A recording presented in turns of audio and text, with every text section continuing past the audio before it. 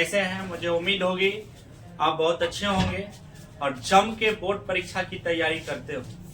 इसी बीच मैं सोचा कि अभिभावक और बच्चों के लिए एक अपना टिप्स, जो मेरा अपना एक्सपीरियंस है एजुकेशन में, अपना कुछ टिप्स मैं देने जा रहा हूँ। अवश्य आपको अच्छा लगेगा।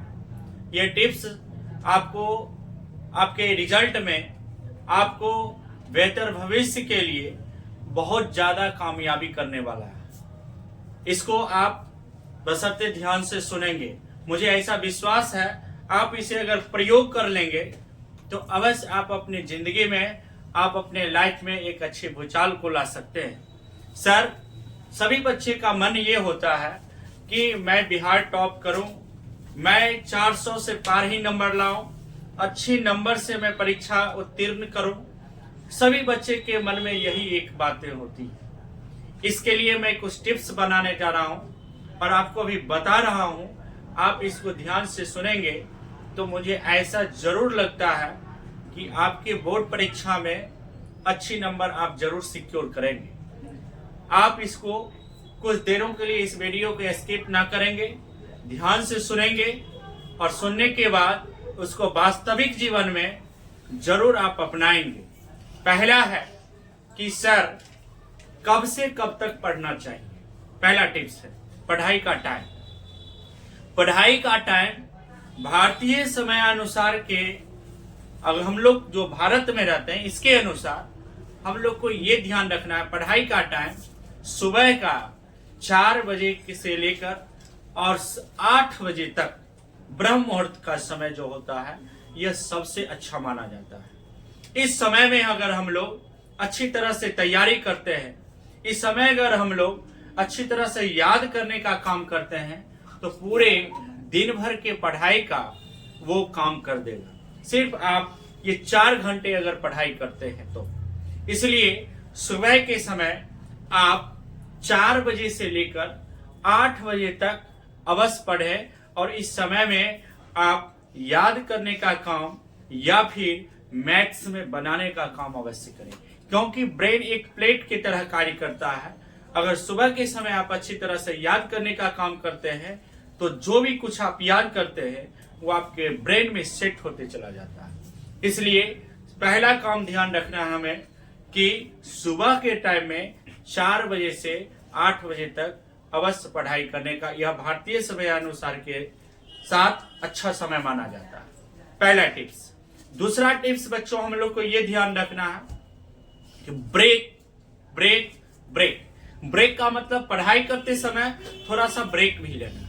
ब्रेक लेने का मतलब यह हुआ कि लगातार नहीं पढ़ना, डिप्रेशन का शिकार हो जाएंगे। लगातार इसलिए नहीं पढ़ेंगे कि ब्रेन वर्क, हमेशा ब्रेन वर्क में रहेगा तो फिर ब्रेन भौजाल हो जाता है। क्या करूं, क्या पढ़ूं, क्या ना पढ़ूं। इसलिए हमें यह ध्यान रखना है, छोटा सा ब्रेक लेके पढ़ेंगे। और ब्रेक कितने देरों का लेना है? ब्रेक हमें 90 मिनट का। एक बार में लगातार पढ़ाई करने के बाद 90 मिनट पढ़ाई करेंगे, फिर 10 से 15 मिनट के लिए ब्रेक लेंगे, फिर 90 मिनट लगातार पढ़ाई करेंगे, फिर 10 से 15 मिनट का ब्रेक लेंगे। और ब्रेक लेने का काम क्या करना है? ब्रेक लेने के टाइम में, ब्रेक जब ले रहे हैं उस 10 से 15 मिनट का टाइम आपका जो फेवरेट गेम है, आपका जो फेवरेट काम है, कार्य है, वो कर ले। उस समय आप मोबाइल का प्रयोग ना करेंगे, मोबाइल का प्रयोग ना ही करें, ये ध्यान रखना। दूसरा नंबर आपका ये टिप्स पर ध्यान रखना है कि अभी के बच्चे क्या करते हैं, 2 बजे सुबह में उठ के पढ़ना शुरू कर देते हैं। पढ़ने बैठेंगे तो लगातार पढ़ते ही रह जाते हैं। उससे आपका कहीं ना कहीं रिजल्ट प्रभावित होगा। एक बार में 90 मिनट से ज्यादा नहीं पढ़ना है। एक बार और ध्यान देंगे, my dear parents and students are, एक बार में 90 मिनट से ज्यादा नहीं पढ़ना है।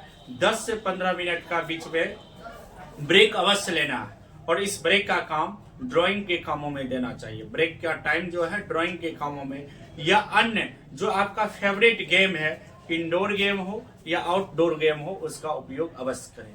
तीसरा पॉइंट हम लोग को ध्यान रखना है, ये बच्चे 3 महीने में नो सोशल मीडिया, किसी भी प्रकार के सोशल मीडिया का प्रयोग ना करेंगे, चाहे फेसबुक हो, व्हाट्सएप हो, इंस्टाग्राम हो ट्विटर हो, etc जितने भी आपके सोशल मीडिया है, इसको अभी नेक्स्ट 3 महीने के लिए अवश्य बंद कर दें। ये आपको ब्रेन को भौजाल कर देगा, कंसंट्रेट आपके माइंड को नहीं रहने देगा। इसलिए अगले 3 महीने के लिए आप फेसबुक, व्हाट्सएप, इंस्टाग्राम, etc जितने भी प्रकार के सोशल लिंक्स है, सोशल प्लेटफॉर्म्स है, उसको आप मोबाइल से हटा दें। ये अवश्य ध्यान रखेंगे। तीसरा पॉइंट। चौथा point, don't use junk food और फास्ट फूड। पढ़ाई के लिए स्वास्थ्य का होना, अच्छा होना बहुत जरूरी है। अगर हम स्वास्थ्य अच्छा मेरा नहीं रहेगा तो मैं अच्छी तरह से पढ़ाई नहीं कर सकता हूँ। इसलिए यह भी ध्यान रख रहा है, अगले 3 महीने हमें बाहरी भोजन से बचना है। अगर बाहरी भोजन ज्यादा करेंगे तो स्वास्थ्य खराब हो जाएगा, और स्वास्थ्य आपका खराब होगा तो आपके कुल पढ़ाई पर वो असर पड़ जाएगा। आपका जो भी आप अपने दैनिक जीवन में पढ़ाई करते होंगे, वो पढ़ाई आपका बाधित हो जाएगा। स्कूल छूटेगा, आपका कोचिंग छूटेगा, सेल्फ स्टडी आपको जो स्वयं अध्ययन कर रहे हैं वो छूटेगा, तो कुल पढ़ाई पर आपका वो असर पड़ जाएगा। इसलिए ध्यान रहे कि आप ज्यादा से ज्यादा बाहरी फूड ना ही करें, घर का फूड लें, ज्यादा से ज्यादा बाहरी भोजन ना करें। माँ के द्वारा बनाया गया रोटी, खुद से रोटी बनाइए, शुद्ध भोजन का प्रयोग कीजिए, आपका हेल्थ खराब नहीं होगा। ये अगली पॉइंट हमको क्या ध्यान रखना है। अभी के बच्चे क्या करते हैं, टेबल मेज पे जरूरत से ज्यादा किताब कॉपी रख लेते हैं।